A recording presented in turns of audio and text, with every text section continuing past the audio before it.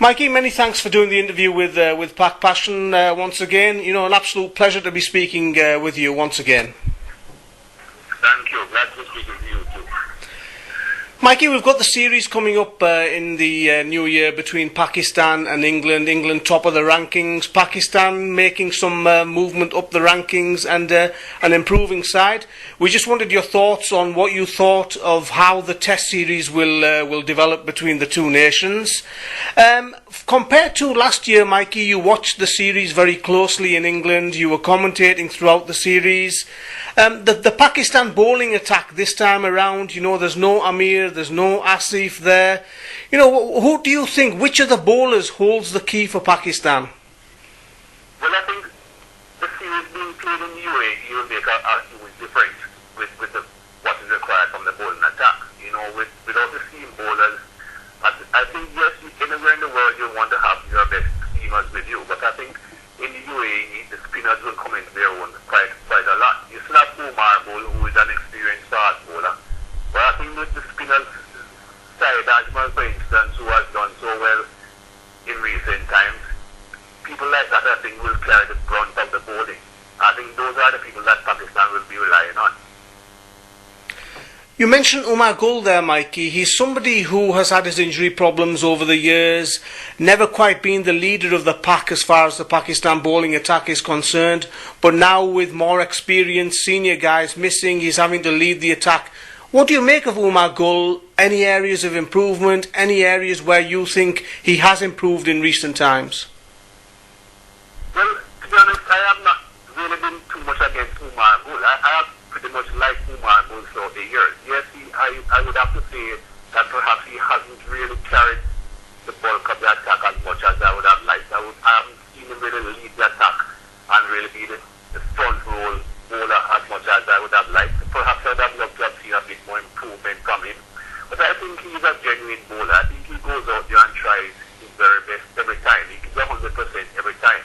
And that's the first thing that I'm looking for as far as team bowlers are concerned. He gets injured every now and again, yes, but perhaps that's because of the mere fact that he's giving 100% every time. Umar Gul, under the conditions that they were playing under, was very, very valuable in that he has good control. He doesn't bowl a lot of bad deliveries. He won't get the amount of movement that you'll be getting in England. Yes, we all know that. But having grown up and bowled in Pakistan, UAE conditions is not the foreign dream, and I think he'll do a good job. There's talk of him trying too hard with regards to trying to take 6 wickets every over, Mikey, and sometimes there's a lack of patience there is one of the criticisms with Umar. Your thoughts on that? Yes, that could be the case, yes. If he had some more help around him, some more people who were taking wickets around him, perhaps that would not be his problem. Perhaps he would be quite content to be just a bowler that runs up and bowls a nice tidy line and length for a longer period of time and wait to see things happening. But if you haven't got a lot of seam bowlers around you taking wickets, you can get yourself into that frame of mind where you think, I am the only one. I have to be taking most of these wickets, so let me try and take a wicket every delivery instead of waiting and gradually building up and taking wickets every now and again. The England bowling attack, Mikey, last year conditions really helped them. They all worked as a unit, you know, Finn and Anderson, Broad, Swan, they all, you know, they steamrolled the Pakistan batting lineup. This time around, as you say, different conditions. Who do you expect to be the leader of the England bowling attack this time around? Well, I think when you look at the selection of the squad, you recognize that England also know that there will be different conditions. They have now included another spinner. Everyone thought it was just Graham Swan, and three or four seamers. They have now included Monte Panesar in the squad.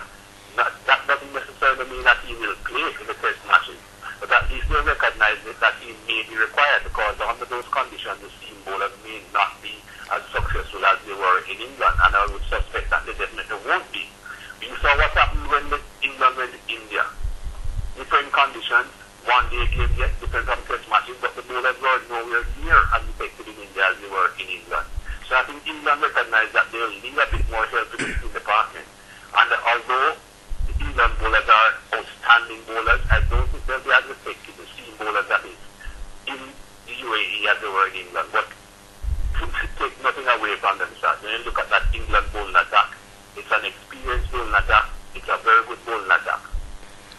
Mikey, we've seen the England think tank use the tried and tested formula of 3 seamers and 1 spinner. Do you think they'll be tempted to go in with 5 bowlers, maybe 3 seamers, 2 spinners? Do you think there'll be a change of plan, perhaps, by Flower and co? I can't say for sure what they're definitely going to be doing. I would think that they're going to the first test match with the same old formula of just 1 spinner with Graham Swan. If that doesn't work, then you have to rethink their plans. But I think they were going with the 3 seamers and the 1 spinner initially. Obviously, they have Panesar on board, they have him in the squad, so that's why they have selected him, to give themselves that option of having 2 spinners and perhaps 3 seamers, or maybe even 2 seamers and 2 spinners, who knows. But I think they'll take it a game at a time and see what happens in the first test match with the old formula they use. The banter between Pakistan and England fans has already started, Mikey, and a lot of the discussion is around Ajmal versus Swan. A lot of people are seeing those 2 guys as the linchpins for the bowling attacks. How do you see that battle, developing? Swan, such a great bowler, Ajmal doing very well this year. Well, that should be very interesting, because Syed Ajmal has a delivery that Graham Swan doesn't really bowl, which is the Dusra. So that will bring an extra dimension to Syed Ajmal's bowling. And of course, he'll be bowling under conditions which he's familiar with. Graham Swan, I think, will enjoy the conditions as well. But, who will come out on top, who knows? I think it will depend a lot on the support bowlers. Swan has greater support bowlers, so Swan will have better tandems to bowl within, in that he will have a better bowler at the other end to put pressure on the batsman. If you have just a couple of bowlers putting pressure on the batsman and then you don't have as much pressure on them when other bowlers are bowling, that makes things a little bit easier. It's like when you have, a firing squad and all the guns are bullets, and you have a firing squad with just 1 bullet. It's a slightly different situation. So I think it will depend on the support bowlers around them. Mikey, there was a bit of a bad feeling between the 2 teams last year after events that we've talked about at length and have been reported on at length. Do you think some of those bad feelings will carry across into this new series? I mean, a lot of the England players who played last year will be playing, but a lot of Pakistani players that took part last year, are no longer in the side. I mean, how do you think things will develop between the 2 teams as far as relations are concerned? Well, I'm not too sure if you could say there was a lot of bad feeling. I think there are a couple of incidents, and one England player in particular, who I think stepped out of bounds and got involved in what he shouldn't have gotten involved in. But I don't think the entire England team are going to take that line, and I don't think the Pakistani team will worry too much about what took place in that series either. The ones that were the guilty ones have been proven to be guilty. They have suffered the consequences. I think that a line should be drawn under that, and you move on. Previous series between Pakistan and England have been marred in controversy, Mikey. We've seen, allegations of ball tampering, the Javed Mirdal, Akib and Roy Palmer incident, and Oval Gate as well. We'll all be hoping that it's the cricket that we're talking about at the end of this series, Mikey. I mean, how do you see the series developing as far as controversial incidents are concerned? That each series is a brand new baby. I don't think you take what has happened in the past and try and cloud what is happening today or in the future. And I think this series will be just taken on its own as an individual series. And the cricketers should be just going out there and thinking that. The Pakistan team should be going out and thinking, well, I'm representing my country, let me see if I can beat this opposition. They are the #1 team in the world. If I can beat them, that should push me further off the rankings. And that is what they should be concentrating on. You're saying England are top of the rankings, Mikey, and that was going to be my next question with regards to pressure. England going away from home, ranked the #1 test side in the world. Pakistan, as I said at the start of the interview, improving side, but they'll be the underdogs even with the home advantage. Do you think England will be okay in coping with the pressure of going out there as the top ranked side in Test cricket? Well, that is something that they have got to prove. As we know, England have not done very well away from home in recent times, apart from the Ashes. They went to South Africa, they did not beat South Africa in South Africa. The one-day series just finished in India, brought them back to earth as to exactly how far they have progressed. When they went to Caribbean in 2009.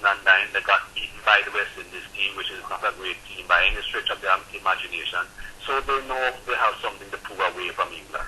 So on the floor, with it obviously telling them that, listen, we are the number one ranked team, yes, but we are still have a lot of work to do, and this is where it starts. Mikey, different eras, different generations, you know, different types of cricket, different tactics. Of course, you played in a different era to the modern era. But, I mean, this England batting lineup is pretty formidable these days. You know, how do you think you and your West Indian colleagues would have, fast bowling colleagues, would have coped against this England batting lineup? But I don't want to go into all that. That is a bone of contention as to which team was the best team and which team. I'm not going to get involved in all that. Yeah. My time was my time. This is their time. Mikey, Kevin Pietersen is somebody who obviously has the tendency to try and frustrate the bowlers. You know, he moves around the crease, comes down at the crease. I mean, that must be quite frustrating for fast bowlers, especially seeing him moving around the crease. You know, what advice would you give to the Pakistan bowlers when he's trying to intimidate them with you know, all those movements? Well, it's pretty difficult to do anything about it unless you have got some pace. You know, if you haven't got a great deal of pace, he will do that and he will be able to get away with it. Pakistan at the moment haven't really got bowlers of great pace. You know, Umar will have a reasonable amount of pace, yes. But it's up to them to think about ways of getting him out without actually using that extra pace that they haven't got. That is something that they have got to work on. You can't do anything about a batsman moving around the crease like that. It's up to you to find a way of making that being a negative for him instead of a positive for him. Mikey, coming on to the two captains, Misbah-ul Haq, 37-year-old, experienced cricketer in domestic cricket, hasn't played a lot of international cricket, but in the last year or so he's proved to everybody that he's a good leader. Strauss, you know, what can you say about him? He's done very, very well leading that side. How do you see the comparison between the two captains and how they'll cope with the pressure? It's difficult to compare how the captains are going to perform on that side because, you know, it doesn't matter how good a captain you are. You can only captain the team that you have got. I think Andrew Strauss has a better team than Misbah-ul Haq. It's as simple as that. You know, Misbah-ul Haq has proven to be a good leader. He's almost 38 years old, so he has a lot of experience behind him. But he hasn't got a lot of class as far as his bowling attack is concerned. He has some good batsmen, yes, and some good young batsmen coming into the team now who should do well. He has Yunus Khan, who is another experienced batsman who should be able to help him a great deal with where the leadership is concerned. But you can only captain what you have got, and I do not think his bowling attack is all that dynamic. So it's going to be difficult to compare Misbah-ul Haq to Andrew Strauss. Strauss is obviously when it should be at any rate. Be a lot more confident going into this year than Misbah-ul Haq. Just to elaborate on that point there, Mikey, you see the difficulty for Pakistan will be in taking 20 wickets, perhaps? Yes, definitely. I think that definitely will be Pakistan's problem. You know, it's the experienced bowlers like Umar Gul and Syed Ajmal really perform at the top of the game and get supported by the other bowlers around them. They have a chance, but it's going to be difficult to see Pakistan getting 20 wickets on a regular basis on those pitches. Mikey, my final question, and I can't let you go without this, a prediction for the 3 Test series from yourself. Right? I can't make a prediction, to be honest. I would love to see what the pitch is going to be like first. I would prefer to see how is the pitch placed to think about making any prediction, because if the pitches are going to be very flat, I suspect you might get a few draws. Mikey, do stay on the line, but I just want to thank you on the recording for doing the interview.